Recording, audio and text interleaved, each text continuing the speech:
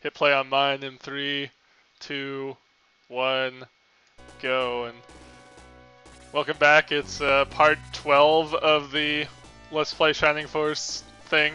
I'm showing off my promoted healers. As you can see, they're very, very high level because I did a lot of grinding on this fight. Jesus Christ. Well, you know the laser 15 eye. promoted Chris. It's the best place to grind. Yep, because it's level 20, and so you can get up to level 20 attacking it, or at least in the GBA version, like I keep saying. You can get up to level 20 just from attacking it when all the other enemies no longer give you any kind of experience. And then when you're promoted in level 1, you can probably. I usually got to like level 8, just making my way over to the laser eye, and then wailing on that. Yeah, I had to control myself. I stopped at level 17 just so the next few fights would be actually challenging, because this is the part where you can pretty much like break the game, especially in the non-challenge original, because you can just as soon as you get promoted, you start gaining stats a lot faster. It's basically the equivalent of being like level 30 by the time you're level 10 promoted, I think. Oh man. Yeah, if not more. Are all the characters promoted at this point? Because only some of them have different, little sprites.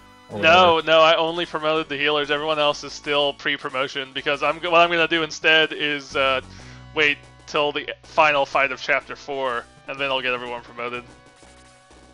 Oh, the final fight. Okay, yeah, I gotcha. that way Chapter 4 is actually challenging. Mm-hmm. Okay. Yeah. But unfortunately, this fight takes forever.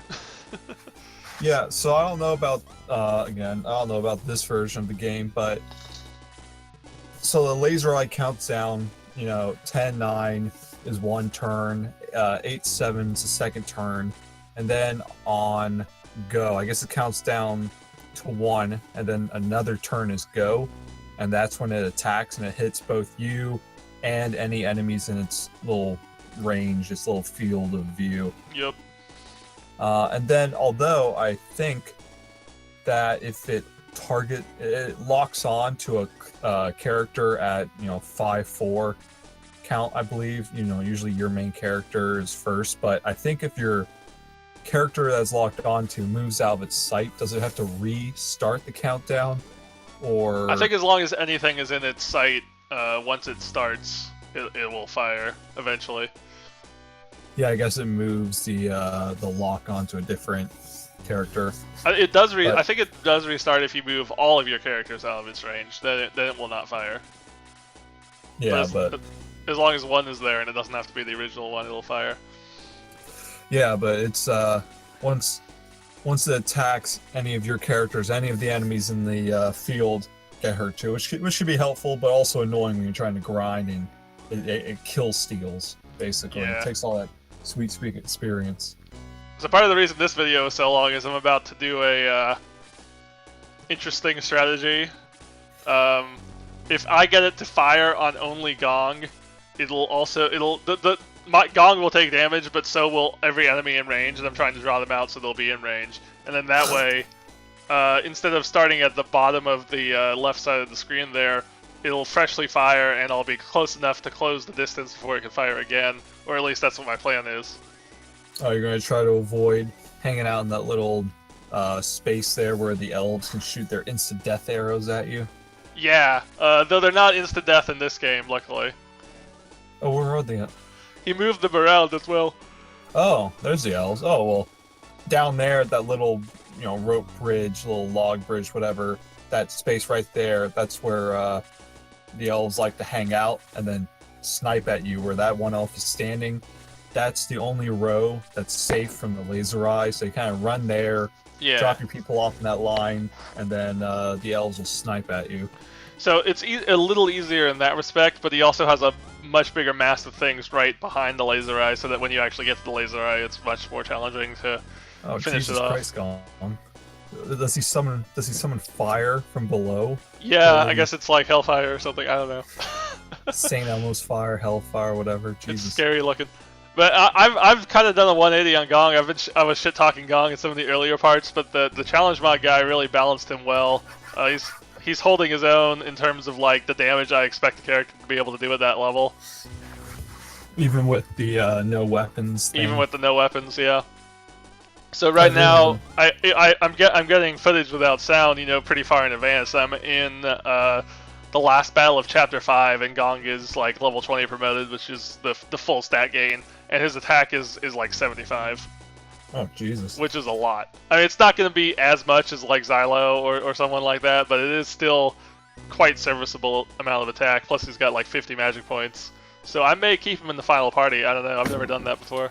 Yeah, did he boost the magic points? Because I don't remember him getting more than like... Yep, he boosted the magic points, boosted the level of spells that Gong gets, and boosted his attack. So he's one of the characters that sucked and got a big buff.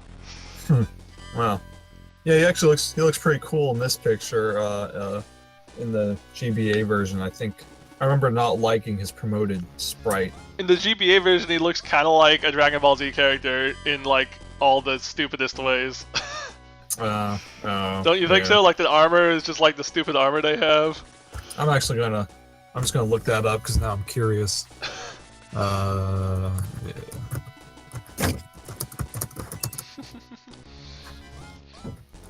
What the fuck? Yeah, you might as well. There's not much to talk about in the fight yet. It's just gonna be the same thing for like 3 or 4 more turns. I was typing in Resurrection of the Dark Dragon and something with the Dragon Ball Z was coming up. That's weird. What the fuck? Yeah, I'm looking for a picture of him. Oh man, Pele. I just there's a little screenshot of his promoted battle sprite. That's pretty cool. He's got like a Roman Centurion helmet. Yeah. Oh, I've never seen promoted Pele in Pele in I don't know that how game. to pronounce it, but look it up. Looks pretty. I think I will cool, actually. I'm getting Bionicle pictures now, and Drogon from Game of Thrones pictures, but no Gong. Okay. There's gotta be every game series has like a wiki, doesn't it? There's gotta be a Shining Force wiki. Try going straight to that. Rather than Google Images. Yeah. This wiki. Who makes these? Yeah, I see the Centurion helmet. Gong. No, not G. I want Gong.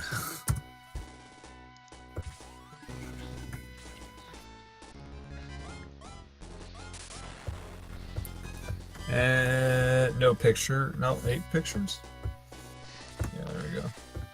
Oh, it's all conceptual art. Oh, damn it.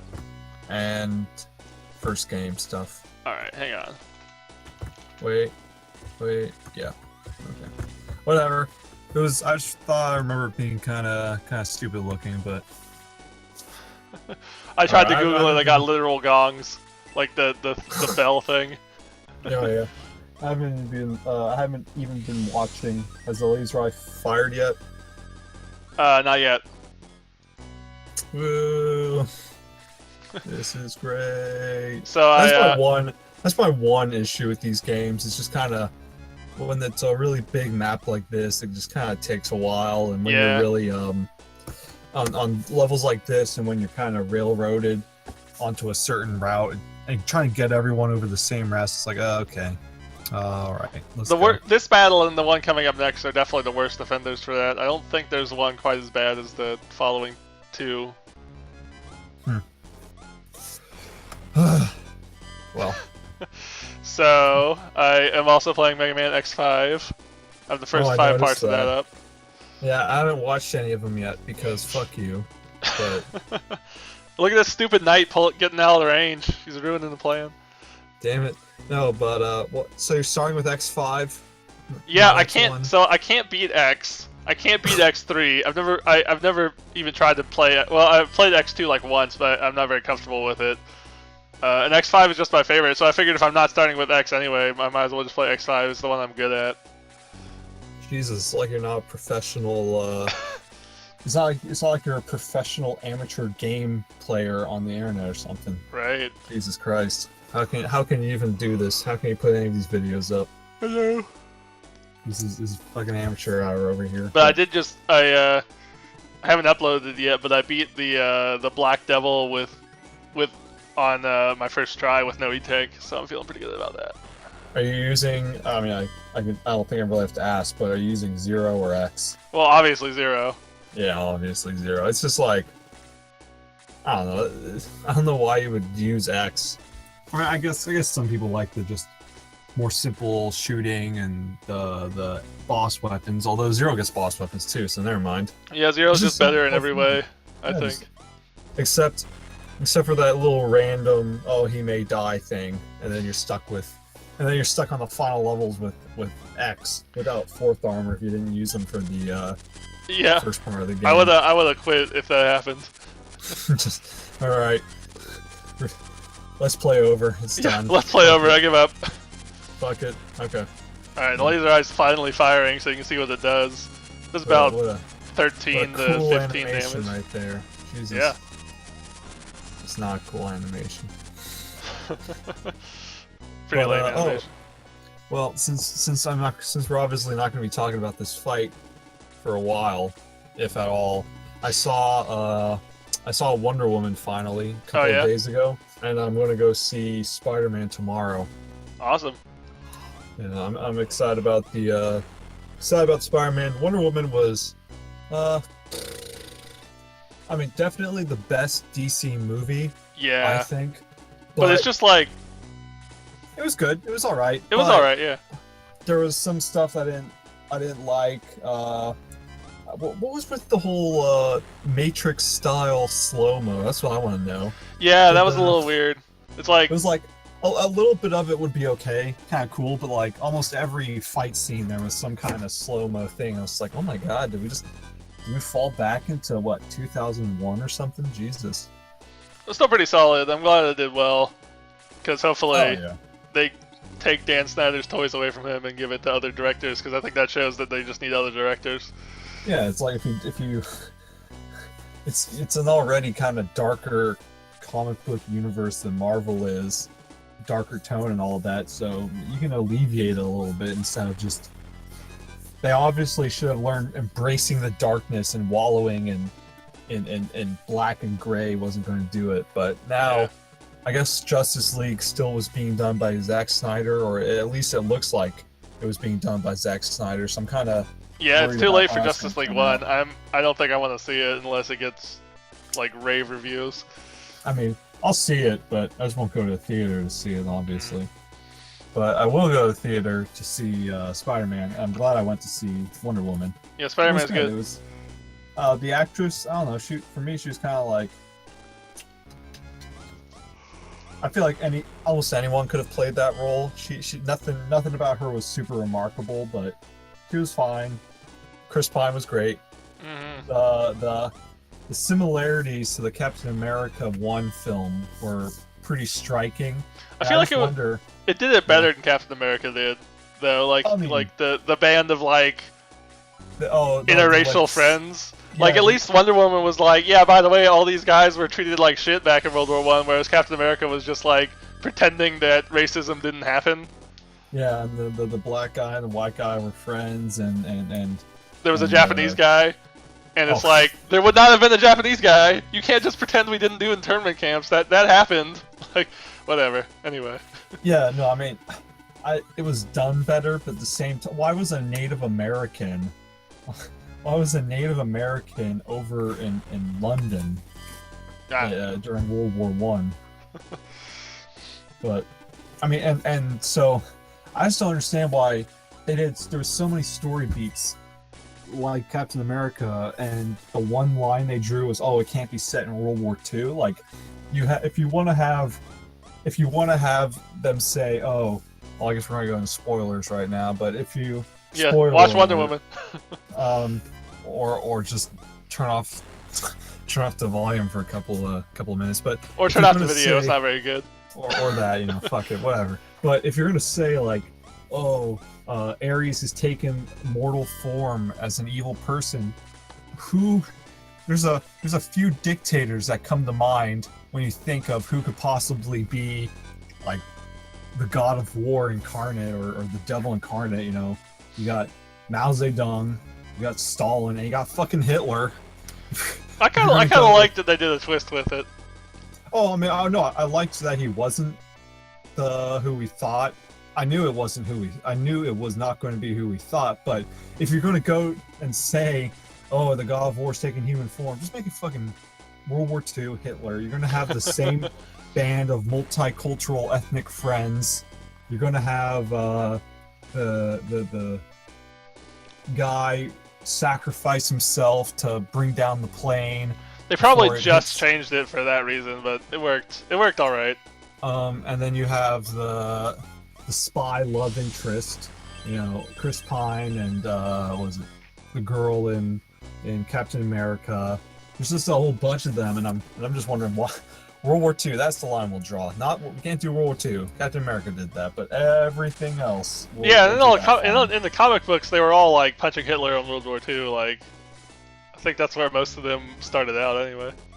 Yeah, but I mean, it was. Besides all that, I enjoyed it. Oh, why does Ares have a mustache? It's a really petty thing, but I get why he has a mustache now. But why did Ares have a mustache back when he was fighting Zeus? I feel they probably thought people wouldn't recognize him without it.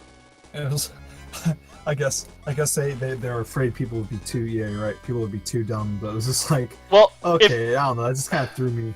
If you watch Game of Thrones, this is kind of a subject change, but it's related. People get like really super whiny when they have passage of time without explicitly saying passage of time, and they get like super confused and start being like, "How did the character teleport from there?" It's like, this is why people do "This is the planet. This is how much time has passed" in subtitles, because none of you can like conceptualize. Like, it's really not that hard. No, but I mean, just like give him a fake beard or I don't know. Something more. It looks funny seeing Remus Lupin, you know, in Greek armor trying to fight Zeus. But oh, speaking of World War II, did you see Dunkirk? Oh, I did actually. I saw that. Oh my god, it was so good. Yeah, it was. Okay, I guess this is just gonna be spoiler. Spoiler, see video. Dunkirk. By the way, I'm killing things on this bridge here. Non-related. Oh my god, that Pegasus Knight lost an arm. Yeah. I mean, there's not much to say. It's a gauntlet right now, and we're gonna try and get through it before the laser eye fires again. But back to movies.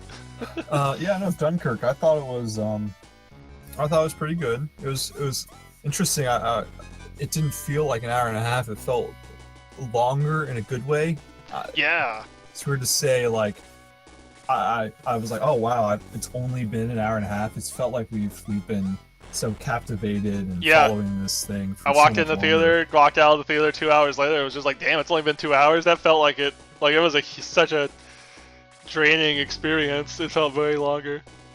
Yeah, what'd you think about all the what was I gonna say? How do I say? Not cowardice. I wouldn't call it cowardice, but the like showing how human these people were. Yeah, it's like boys, boys over there, but they're all like 18, 19, and all they want to do is survive and get off the beach. Like, it's so anti-war movie cliche where everyone's like, going Rambo on Nazis and all that.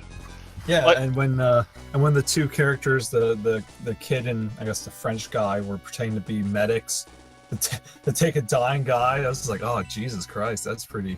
Yeah. Christ, but no, I mean I enjoyed it. Tom Hardy, that was. Why did he? I don't know. Why did he? I thought he wanted to save the plane, and that's why he landed it instead of trying to parachute out of it. I think he wanted to. Wait, I don't know. Because obviously he wanted to destroy the plane so the enemy couldn't take it. Yeah, so I understood he was going to go down. He opened his window, and I thought, like, okay, he's going to parachute. He's going to get out, parachute out. The plane's going to fly into the water.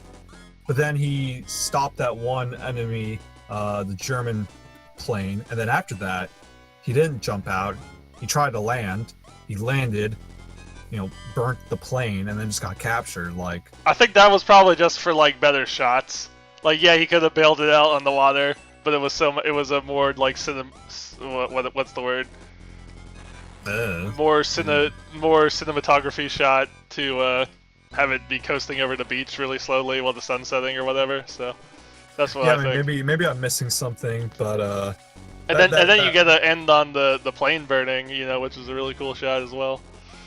Yeah, maybe I'm probably just missing something. I'm probably the dumb one who doesn't understand it. But I like that. I liked what was it? It was interesting seeing like the guilt of the guys returning home and how they're all like, oh, yeah, we didn't do anything. We just escaped. You know, we're not like heroes.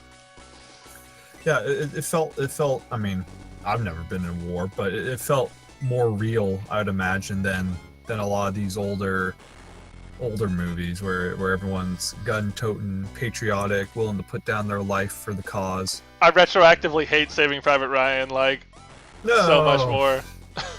No, don't say that. I didn't like Saving Private Ryan to begin with. I was like, oh man, D-Day is so intense, and now we're following this like lame plot that doesn't even sound very believable.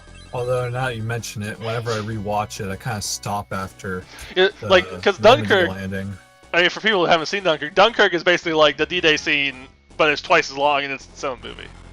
You know, like, and it was so good. Yeah, it was. I enjoyed it. How many times did you cry during the movie? I didn't cry. I cried like 3 times. It's so intense. Jesus Christ, fucking pussy. No, was it loud? It seemed loud to me. I don't know. That's Chris. I think that's a Christopher Nolan thing. Yeah, I almost felt like the theater might have had the volume up to a little high. There's a lot of people were jumping because, you know, they do the silence and then gunshots would ring out and then just people all around were just jumping as it's really effective. As that stuff went on. But yeah, I'm just trying to remember. What about Cillian Murphy? Huh? What about his character and fucking killing a kid? Yeah, spoilers. I mean, we've been fucking talking about the movie, so if you're getting spoilers now, fuck you. Yeah, I like. Obviously, he had like severe PTSD, although I didn't even know what it was called back then. Yeah. And it was, like, damn. Yeah. When he asks if the kid is okay, and the other kid lies about it, just so he won't feel shittier, I was just like, oh my god. Yeah. I mean, you know, the guy obviously he survived his ship getting blown up by a U-boat. He said submarine, and then you lock him up in the bottom of the boat. That's not not a good move. I can understand why he'd snap and get desperate to get back out, get out of there. But Jesus, and then he kind of redeems himself. You know, he's pulling out the other soldiers from the water. But Jesus Christ. Yeah, like but only sort of though. Like he still killed someone. Oh yeah, I mean, yeah, but what did you think about them not calling the Germans the Germans? They're calling them the enemy. Yeah, no, I didn't really notice that. But I noticed that knew that he intentionally didn't show Germans on screen until, like, they're always off screen, and then at the end, maybe when they capture Tom Hardy, might be the first time that you actually see them on screen, and even then they're not really in focus. You know, I think I saw the black cross on the German planes, but that was about it. Yeah. Like it's really interesting because it makes it like. I guess the point is it didn't matter who the enemy was. It's all about surviving and trying to get away, and it doesn't matter who was trying to kill them. But yeah, it was interesting. I've heard people didn't like that. I like that. It makes it it keeps it way focused on the the experience of trying to escape. Like the same way that there wasn't any cuts to Winston Churchill and Hitler giving speeches. Like you got the really famous, really cool Churchill speech, but only at the end. But one of the guys who we followed is reading it, and it's like even more powerful than if they had shown audio of the Churchill speech. Yeah. No, it was a pretty good movie, pretty emotional, draining, Yeah, I don't want to see it again, but the French guy drowning, that was shitty. I'm really glad I saw it, but I never want to see it again. I can't handle it. Yeah. Then Wonder Woman was good. Dunkirk was good. Spider-Man. Hopefully that's going to be good tomorrow. Yep. And that almost got us through the bridge. We're still on the stupid fucking bridge. Jesus Christ. Has the laser eye been attacking you? It's going to attack. For all my efforts, the enemies still. He must have programmed them to. You know, we've seen this before, like in the Quarry fight. He programs them to be a bottleneck, and I still got stuck in it. So we're gonna all get hit by the laser eye. But at least if he didn't get hit by the laser eye twice. Yeah, and there's not enough damage to game your guys out, so. Yeah, could be worse. Well, fascinating.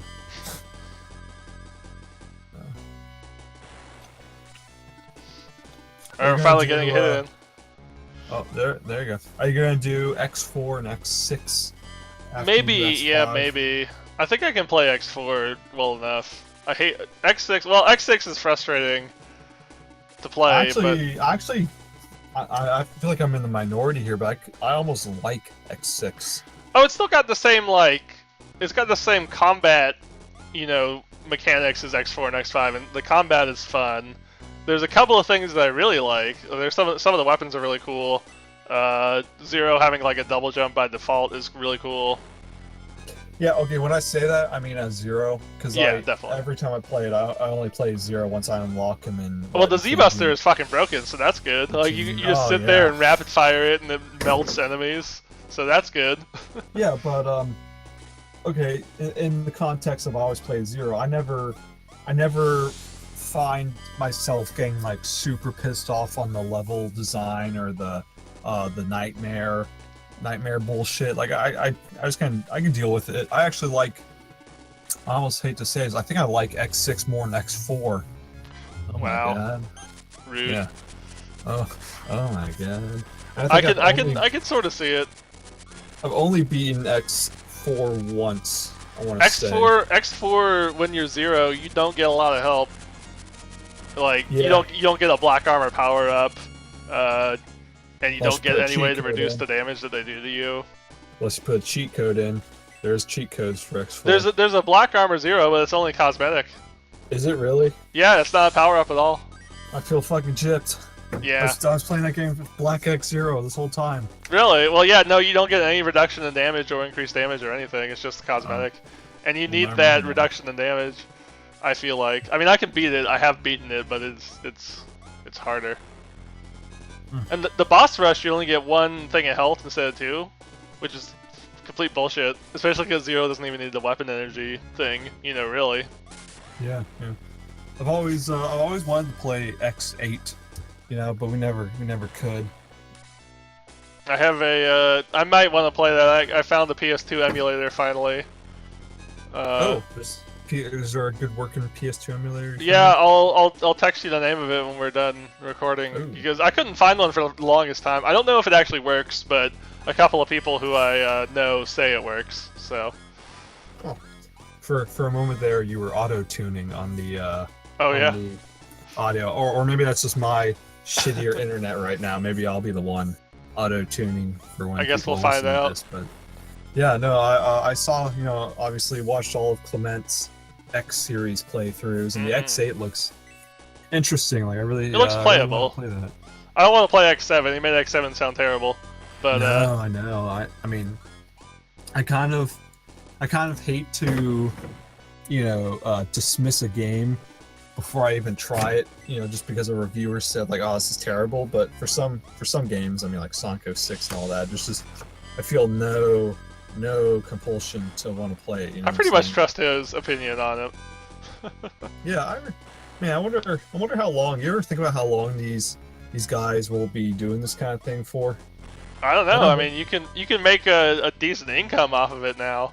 Some people do it as their job. Like, if you've got like 100,000 subscribers, I wonder if that's enough that'll like pay your bills. I don't think it's enough. I don't think it's enough, because he only does videos like 3 times a week, and he takes breaks. It's clearly not like his full-time job, but he might get like extra money from it. Yeah. Oh God, is that Aura? Yep. Jeez, Aura is awesome. This is why Chris is way better than Lau. What is that? Aura 3 or Aura 2? Damn. Aura 3, but they both have the same amount of reticule. So it's really nice to have a group heal. Yeah. God damn. Yep. That's why she's such a high level. Yeah, I was gonna say, obviously that's how she's doing it.